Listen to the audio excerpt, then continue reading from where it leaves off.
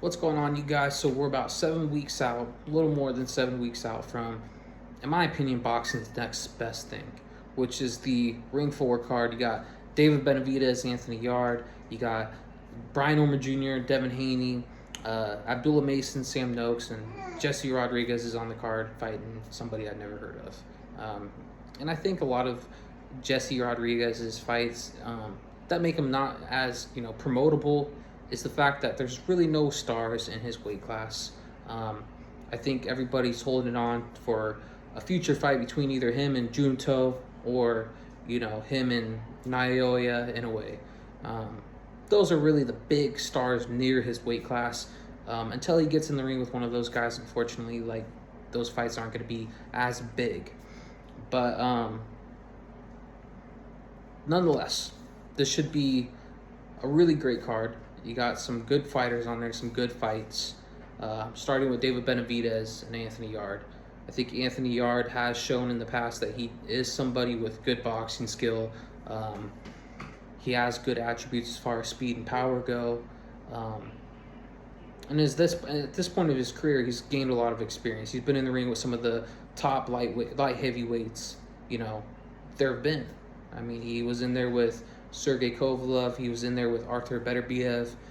Both of those fights he came up short in, but he put up a spirited effort in both of them, right? In both of those fights, he was very close to getting a stoppage against Sergey Kovalev. When he got in the ring with Beterbiev, he gave Beterbiev a tough fight and also had him hurt multiple times in that ring. So, nonetheless, he just came up short in some of his big fights. And also, he lost to Lyndon Arthur, but he ended up getting his lick back twice now, and that was the last time we seen him in the ring. But going into this fight with David Benavidez, I imagine that David Benavidez is going to be a little bit too much. Now, some people may say, well, hey, David Benavidez, since he's been up to 175, it doesn't seem like the power is translated. And I don't think that's yet to be determined. You got to keep in mind that he's been in the ring with a guy, Alexander Vostik, who really his only losses came to David Benavidez now. But before that, it was Artur Beterbiev.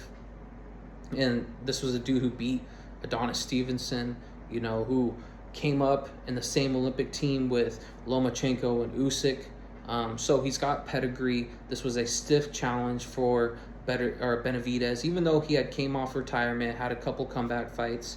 Alexander Vostik is no joke. He's a quality fighter, a very dangerous fighter if you're not prepared for a guy like him. You can't just cut no corners against a guy like that. And not to mention, David Benavidez was supposedly coming into that fight with some injuries. So I'm going to give him a pass on that. And then as far as the David Morrell fight, David Morrell is a young, hungry fighter. And had it not been for, possibly David Benavidez being in the way and Canelo Alvarez holding the titles hostage, David Morrell could have very well been a champion at 168. Really, I thought when he fought Benavidez, that was really the undisputed fight at 168. Those were the two best dudes, and Canelo didn't want to fight either one of them, so they both moved up and they fought each other. But both of those aren't really soft touches for David Benavidez. Those are tough fights. So it's going to be hard to look good against those type of guys, let alone stop them.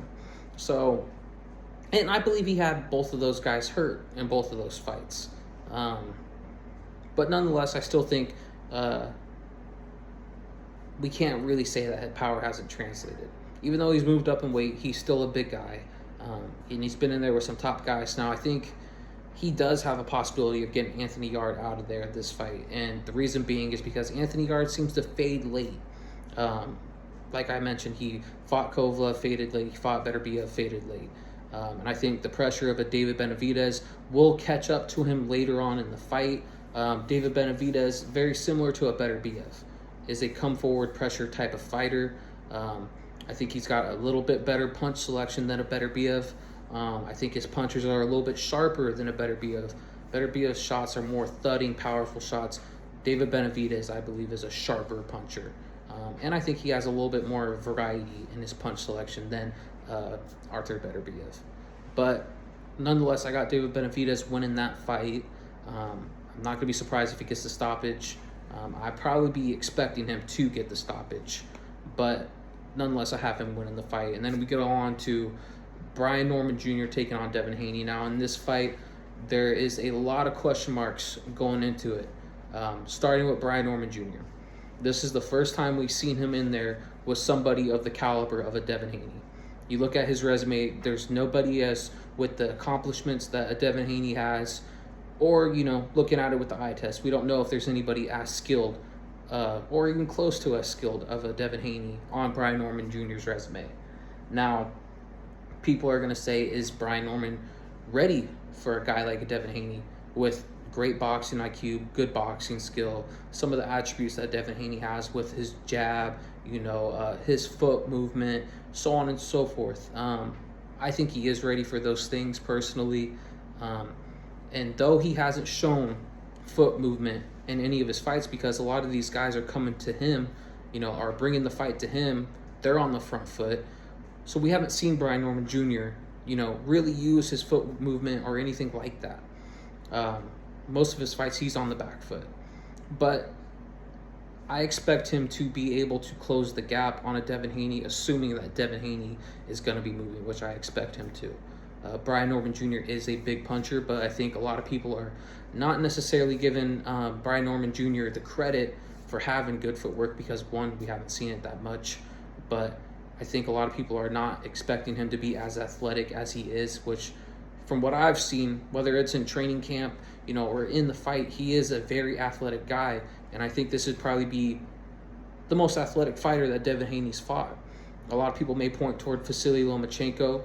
The only thing with Vasily Lomachenko is you're dealing with an undersized guy who, maybe you could say was on the tail end of his career, but doesn't pose the same punching power of a Brian Norman Jr. And to be completely honest, I often look at Vasily Lomachenko's footwork and think a lot of people make a whole lot of it, even though it's not necessarily, super, super, super elite or out of this world. I do think he's got quality footwork.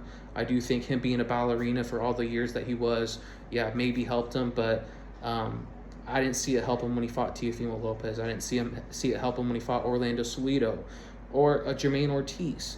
I thought Jermaine Ortiz arguably beat him before he fought Devin Haney. So I don't think people, I think a lot of people over-exaggerate the greatness of a Vasily Lomachenko. I'm not making this video to bash on him. I'm just being completely honest. I think Brian Norman Jr. is more of a complete athlete. If you look at as far as speed, power, everything about it, I think Brian Norman Jr. just is a better athlete than a Vasily Lomachenko. So I'm not expecting, the jab may give Brian Norman Jr. some problems. I think he's going to have the ability to close the gap. I'm not saying that he's not going to be able to. I do think he's going to.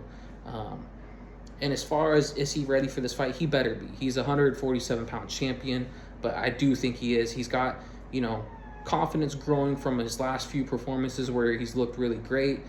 He's went over out of this country now to Japan to defend a belt, and he's coming off of a brutal knockout victory.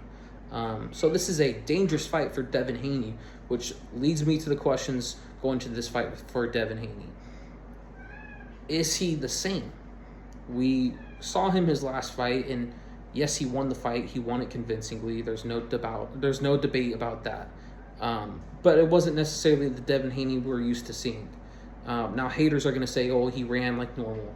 But if you're really going to be completely honest, there's times where, for example, when he fought Regis Prograis, that was the best I had seen Devin Haney look in his whole entire career. He did use his footwork. He boxed in spots, he banged in spots, or he let his shots go in spots. He didn't just stand there or anything like that, but at times he would let his shots go. We didn't see that with Jose Ramirez.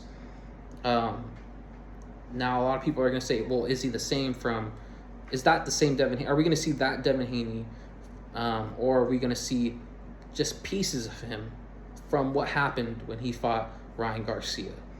Now, one thing you have to give Devin Haney respect for is he is willing to take on big risk. This is a dangerous fight for Devin Haney, especially like I mentioned, for all these other factors that I just got into. At this point in Devin Haney's career, there's a lot of people questioning whether he's the same. So to take on a Brian Norman Jr. right now, moving up a division, it says a lot about the type of fighter that Devin Haney is. And, you know, though he fought Ryan Garcia that was juiced up and got knocked down multiple times, he got up every single time. So it just shows that he's got heart. And there's no doubt he has boxing skill and all the abilities in the world. The only thing that I've questioned, even before this fight was announced, and when Devin Haney, you know, there was talks about him moving up to 147. I didn't know if that was necessarily a good idea, just because the punching power. Devin Haney isn't known to be a big puncher, obviously. He didn't have the power at 135, and he didn't have it at 140. Even though he dropped a Regis Prograis, I just think, I'm not going to get into that. I just think that he caught him with some good shots. You know, I think at times he has respectable power. He gets the respect of his opponents, but you're moving up another weight division. I'm not sure if the punch power is going to be there or it's going to be enough to really gain the respect of a Brian Norman Jr., but I could be wrong. This fight it's going to be competitive. I'm not 100% certain on who I'm picking to win this fight. If I were to pick right now, I'm going to be riding with Brian Norman Jr. to pull off what would be, I guess, the upset. I feel like a lot of people are going to be thinking Devin Haney is going to win this fight or may have him as the favorite. But I'm going to be riding with Brian Norman Jr. to win. But as time gets closer to the fight, I may have my opinion change. I don't know. But the other fights on the card are Abdullah Mason taking on Sam Noakes. Sam Noakes is an undefeated fighter. From what I've heard, has a lot of pop on his shot. But I think this fight is really set up for Abdullah Mason to win. Turki typically does put on these fights from top to bottom that are more so 50-50. But if we're going to be completely honest, this is set up for Abdullah Mason to win a belt and begin his title reign at 135 for a young star. And then as far as Jesse Rodriguez goes, I mean, I don't know the dude he's fighting, so I'm just going to go ahead and probably say that he's going to win the fight. And this may lead up to, like I said, a potential Junto Nakatani fight or a Naoya Inoue fight. So those are my thoughts on all these fights going into this November. So we're a little bit more than 7 weeks out. But let me know what you guys think.